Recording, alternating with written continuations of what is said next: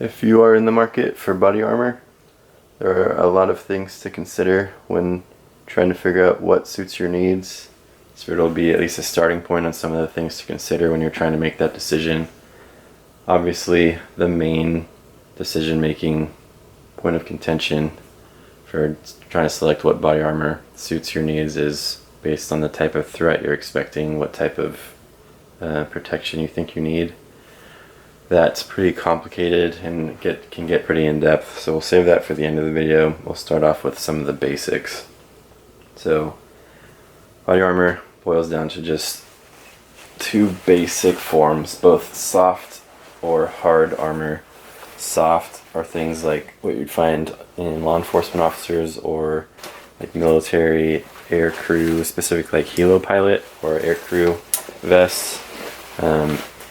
Vests is primarily geared towards like air crew survivability equipment, so a lot of real estate for MOLLE pouches and carabiners and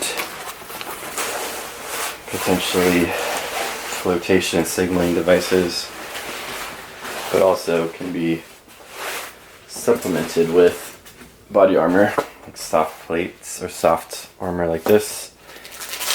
So just the cover for the like aramid construction Kevlar style soft plates, soft armor inserts. It's obviously very flexible, it's lightweight, it's comfortable to be sitting in for long periods of time, which is part of the reason that law enforcement will potentially prefer soft plates, because if they're sitting in a squad car or on a long shift, it's more comfortable than wearing a heavy plate carrier all day. Also, the type of threat you're potentially expecting is completely defeatable by soft armor.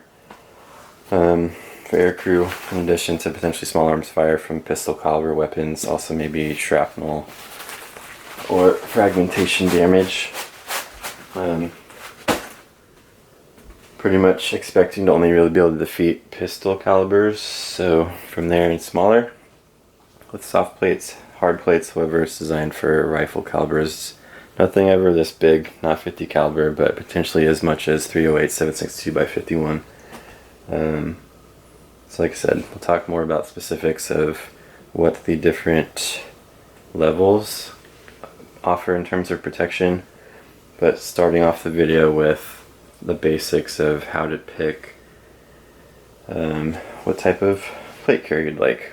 Some of the options to consider for plate carriers are the size and shape, design, some of the add-on accessory options, colors, the comfort, the ventilation, durability, size. Most armor plates are 10 by 12. You can get a larger size, fairly standard size of 11 by 14 for taller, larger individuals. But for the most part, like this plate for example is a 10 by 12. It's flat as opposed to curved. It does have the shooter's cut, so depending if you're right or left-handed, it'll have a bigger cutout for less interference with putting a stock on your shoulder.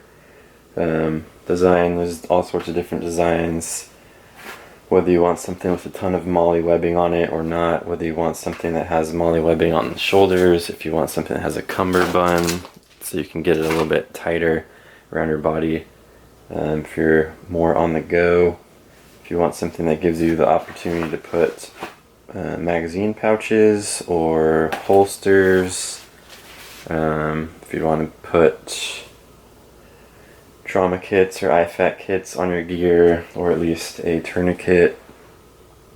Some plate carriers have a option for attaching things to the side, like this plate has MOLLE webbing along the side where you can put a holster on the side, whereas this one is just simple buckles along the side. Any good quality plate carrier is going to be somewhat size adjustable, whether that's the shoulder or the side belts that are adjustable. If you have one that has a cummerbund, the cummerbund should be adjustable based on body size and type as well, whether that's via Velcro or some sort of clip-in method. Some plate carriers also have opportunity to add in side plates in addition to the front plate, the rear plate, potentially a lower abdominal plate, depending on what your use case is for your body armor. plate carrier, you may want magazine pouches, holsters. You could also add things like individual first aid kits, trauma kits. You can easily put a multi-tool on your chest rig, or your plate carrier if you have room, tourniquets, maybe duct tape, attach it via carabiner. Trauma kits like the one we've talked about before on the channel. As far as magazine pouches, there's all sorts of different styles of these as well. There's the very basic Velcro. They're obviously louder. They're not as easy to use, but they are reliable in terms of keeping your magazine in the pouch if you want it to be there. You can tuck the Velcro strap behind, but then there's nothing really holding the magazine at that point. So both pistol size and rifle size magazine pouches of the Velcro style. There's also the elastic band style, where it's a lot quieter, potentially still possible to use one-handed.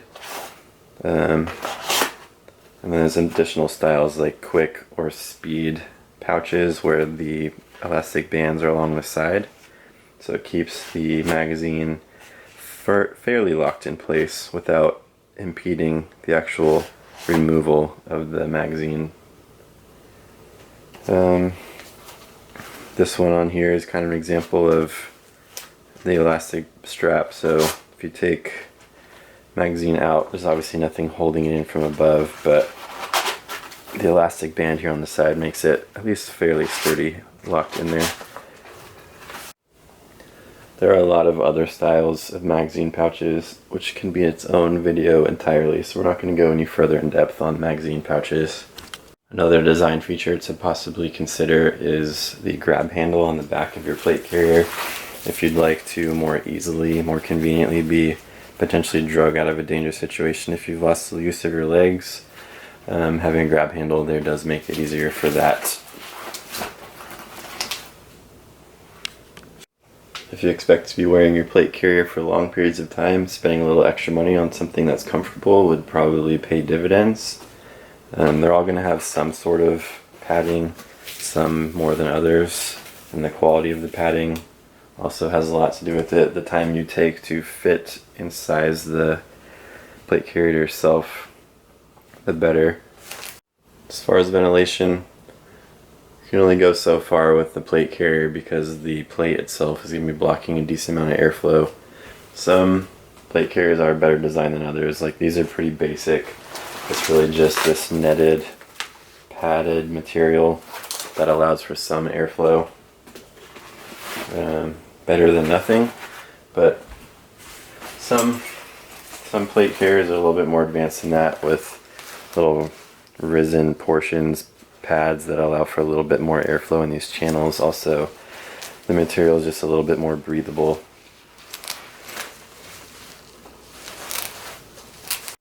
Durability is another huge factor to consider when selecting a plate carrier. You obviously want this to be durable and last as long as you need it to. Depending on your use case, you're going to potentially put even more wear and tear on the plate carrier than you would otherwise if it was spending most of its time on a shelf. The plates are heavy. Whatever you have on the vest is making it even heavier. So spend some money getting something that you can actually rely on. Something that's made out of good quality nylon, heavy duty straps, reinforced stitching, heavy duty and high quality buckles. Also, a lot of times the plates themselves are inserted from the bottom, so if you can get something that has, like this, a ton of Velcro to keep from this wearing out, or even if it did start to wear out, there's still so much Velcro that's going to keep the plate from ever sliding out the bottom. Now this is open, we'll start talking through the plates. Basically, hard plates fall into one of 4, technically 5 categories, starting with level 2. Moving all the way up to level 4. The higher that the number goes up, the more capability it has in terms of defeating the rifle caliber bullets. Some of the basic plates you can get are just the basic 10 by 12, nothing fancy. It's a flat plate It does have a little bit of a build-up coating on it. 10x12 advanced shooter's cut. It's a level 3 plate, so it's threat rated for 7.60 by 51 NATO ball at 2780 feet per second. If this were shot with a bullet, then it's potentially going to deform what's called back face deformation. So all of that energy going into this plate is going to push through, at least potentially slightly. And if that's right up against your body, that's potentially going to result in blunt force trauma or at least some sort of injury. So a lot of times I'll recommend a trauma pad to supplement the back of the plate carrier. You can see that it overlaps fairly well. All that energy that's being absorbed by the plate, as opposed to the bullet going through. The bullet stops here, but the energy is helped being absorbed by the trauma pad behind it. Because the bullet potentially traveling at a high rate of speed, obviously needs to go somewhere. A lot of times it will, if it's not a hollow point, it will disintegrate and ricochet in 360-degree direction. So this build-up coating will help reduce some of that spall, that fragmentation. Some people refer to it as the anti-spall coating. Most plates that you can buy will come up with at least the very basic layer, as opposed to them just shipping you a completely bare, raw steel plate. But then you can pay a little extra for a heavier build-up coating. This texture is similar to like Line-X, like spray and bed liner that you get in your truck. And it does a fairly good job of reducing that fragmentation damage after you've defeated the bullet, and not getting additional fragmentation injury from all of the bullet fragments flying off of the plate. So, going to the different levels of plates, there's level 2, which are typically just soft armor plates. And there's level 3, Alpha, which is also typically a soft armor plate.